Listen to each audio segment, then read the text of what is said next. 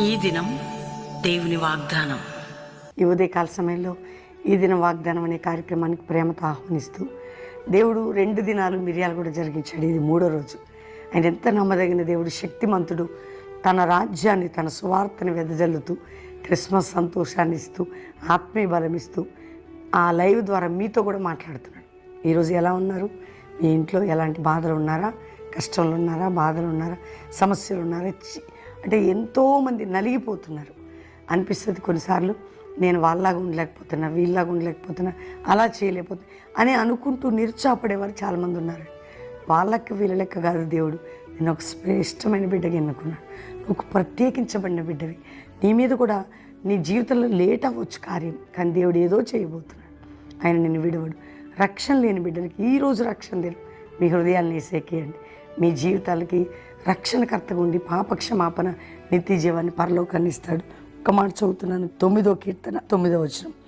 నలిగిన వారికి తాను మహాదుర్గమగును, ఆపత్కాలములలో వారికి మహాదుర్గమగును. దుర్గము అంటే ఒక ఏమంటారు, నా పిల్లలే, నా కుటుంబమే, నా ఉద్యోగమే నాకు అంటే అదొక ఇది ఆధారపడడానికి.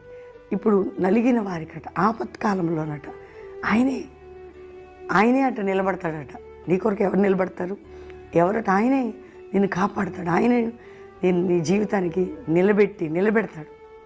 ఏ విషయంలోనైనా నలిగిన వారికట ఆపత్కాలంలో నీ నలిగిన స్థితిలో నేను నీకు తోడుగా ఉన్నాను, మహాదుర్గముగా ఉన్నాను. కాబట్టి ఈరోజు నువ్వు ఏ స్థితిలోనూ భయపడకు, కృంగిపోకు. నువ్వు నలిగిపోయి ఉన్నావా, లేక ఆపత్కాలంలో ఉన్నావా? ఖచ్చితంగా ఆయన నీకు నిలబడతాడు. నీకోసం దేవుడు నిన్ను కాపాడతాడు, రక్షిస్తాడు, విడిపిస్తాడు.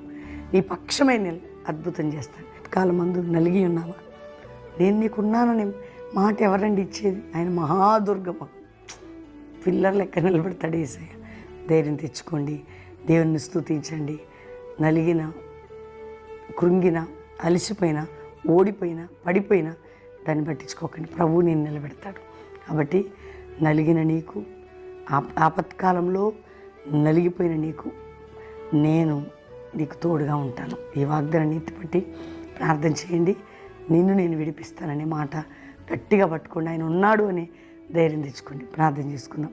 ప్రభువా, నీవే మహాదుర్గం. నువ్వు తప్ప మాకెవరు లేరు.